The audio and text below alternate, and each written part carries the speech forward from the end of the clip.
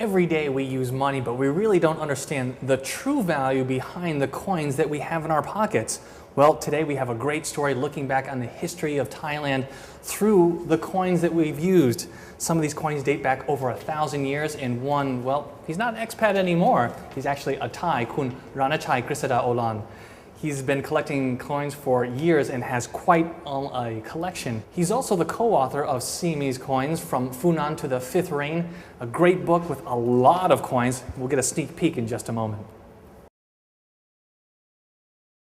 Here to take us back in history through Siamese coins. Siamese coins from the very beginning, about the year 300. About 300. I'd like to introduce Kun Ronachai Krisadaolarn, who is a MD of Bangkok International Associates, and also the co-author of Siamese Coins, From the Funan to the Fifth Reign. Now, Fifth Reign, you mean the fifth reign of the Thai kings? Of the present dynasty, yes, up to Chulalongkorn's reign. Now, Funan, how far back are we talking? Funan goes back to around the year 300. At least the coins go back to that year. So it's about 1,700 years ago. That's a very long time. That's a very long time for a coin to survive until today. Yes, but they do. They survive in better condition than the coins are in your pocket. The reason is many of them were put into jars and buried. In those days, they didn't have banks and they didn't have safety deposit boxes. So when you had a hoard of coins, what did you do? You buried them, either just for safekeeping or there are invading armies, so you buried them. And what happens when you bury them? You forget them. So many of them nowadays are being dug up when you make roads, when farmers dig up fields, when you build shopping centers, especially up country. You find jars. And the jars, if they are well sealed, have pristine coins, as nice and as shiny and as good as when they were made. That's amazing. Right. Well, I gotta ask, what's the fascination with collecting coins, especially from Thailand's past? Okay, 2 points. One, I'm a collector, so I like to collect coins. Second, collecting coins from Thailand was a way for me to study Thai history. All the different civilizations, Funan, Tawaradi, Angkor, Lawapura, Ayutthaya, Sukhothai, all these are just names. But if you could actually hold the coins and you could see, oh, this one comes from that era, then you easily remember them. The second thing is Thailand is unique in the history of coinage. No place on earth, and I mean no place on earth, has such a diversity of coins. When you look at the coins, we started off with flat silver coins, which look very much like modern coins. Then we had ingots, pig mouth money, toknan, long ingots from Lanchang. Then we had bullet money, all these handmade. And then eventually, when commerce went too big and production was too slow, we finally, in the year about 1860, started to produce machine-made flat coins. Well, you know, when we were talking before the interview, you had mentioned, had shown some very interesting pieces where the international trade really had some influence on. I was seeing some coins you mentioned about how, since you had Britain, you had all these other Western countries trading with Thailand, that there was really an influence on how coins evolved into their, might say, present-day form. Yes. Well, one thing, during Rama IV's reign, of course, most of the coins used, actually all the coins used, were bullet coins, or we say in Thai, pot duong. But production was very slow. Only about 2,400 could be made a day, and they needed 100,000 a day with commerce. So what could they do? First, a lot of the silver used to make Thai coins came from what country? Obviously, Mexico. Why Mexico? They had the silver. The silver came throughout the Orient. It went to China. It went to all over the world. And when merchants came to Thailand, they didn't have baht. They had silver coins. And the silver coins they had were Mexican. Some Peru, some Bolivia, but for the most part, Mexican. So the present dynasty, the early years, were melting Mexican coins and making bullet coins. But it was very expensive. According to Rama IV, you lost 4% of the silver. Second, you had to use charcoal to melt it. you would have purified the silver, because Thai bullet coins are better silver than Mexican. Mexican is only 90% silver, but Thai bullet coins are about 97%. Wow. So we had to purify it. It was a big process. Then they had to make the coins. Each coin had to be weighed out individually. Each coin took a team of many people to put marks in them, hammer them together. Production was very slow. So the idea was, okay, everybody's using Mexican. Even the British were using Mexican. And when the British had a coin shortage, they took Mexican and counterstamped it with their own king's mark. So Rama IV said, oh, we'll use Mexican. And he took Mexican coins and some Peru coins, and he stamped it with his own steel. The same steel he put on bullet coins, the MCOT and MCOT, and he put them on Mexican coins. And these were really the first flat, present dynasty circulating coins. Well, let's go back a little further before those. And number one, when did you particularly start collecting coins? Oh, I started when I was maybe 10 years old, but that was in the United States, and I was picking through my grandmother's pennies.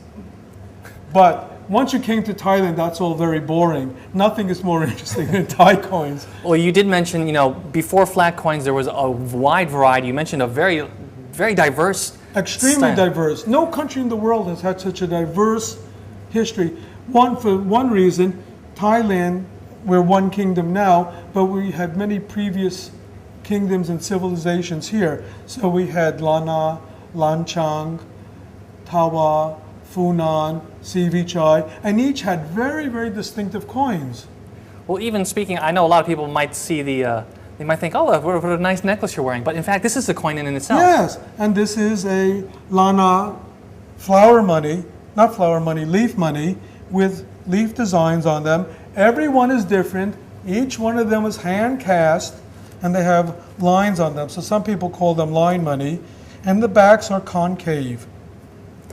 So these are quite rare. To take a closer look at some of the coins which you've highlighted in your book Yes. here, one of them at the very beginning actually has its own interesting story behind it. Yes, this is a Rama III Crucio, or Garuda in profile.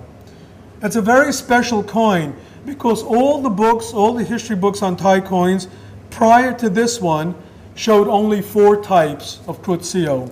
The Crucio coins were made by Rama III for distribution at the cremation of his father Rama II. And there were 4 types known. Then a 5th coin came up at a local auction, Usari auction, and it was advertised 5 types. How could there be 5 types? So we looked very closely. 1, 2, 3, 4, 5. Mm-hmm. So at the auction, a friend of mine was bidding and I was bidding, and somehow I prevailed.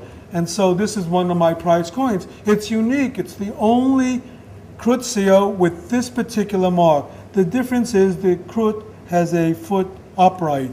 The others have Crut in different profiles, different positions. Briefly talk about one more coin in my book, just because it's not circular. It's not. No, this is one of the very earliest Sukhothai coins. Some call it a bracelet coin. It's a tamlung, which means it's 4 baht. And these extremely rare, except that recently, this one a couple of years ago, maybe 3 years ago, people were digging in Sukhothai province, and they found a total of 21 of them. How long did it take you to write this book? Actually writing 20 years. Collecting information 40 years. I started because I gave a lecture at the National Museum in 1992. So I had to write an article. And that article is in here, but much, much expanded. It went from maybe 3 or 4 pages to 257 pages. It just got built up and built up and built. But the forerunner of this book was a handout lecture at the National Museum in 1992. Wow. Well, I can only imagine that, you know, as you continue to collect and expand your collection, that you can't just finish with this book. I'm sure there'll be more in the future. Yes, the next one will be in Thai and English, and the history is all here, mostly. So there will be more pictures with more details of metal composition. Actually, for this book, and there's a CD in the back of the book with thousands of coins on it, and assays.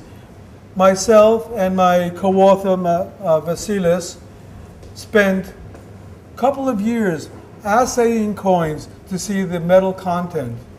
Nobody has done that for Thai coins. This one here, which became the cover coin, is actually the size of about a 50 satang coin today. But myself and Arisa Chakrapong, the editor of this book, we decided to use this coin. This is much bigger than the real one. So a clay model was made, and then it was made in metal, stamped out, and inserted in the book. So no, I don't know of any book on coins that has a real metal replica coin on it.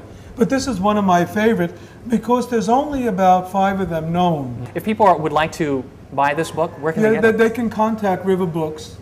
Yeah, I would also say a unique part of this book is we had people going through annals and history books in Thai and in English and in Portuguese and in Dutch and finding references to old coins, and they're in here. We also took the Rama IV decrees on Thai coins and we translated them, and they're here in English.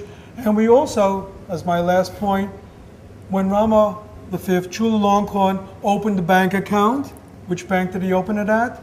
HSBC. Really? In Bangkok. And what denomination was the money of the account? Baht? Mexican dollar. Mexican dollar. Wow. Wow. Well, and his letter is quoted completely in this book. What an interesting part of history.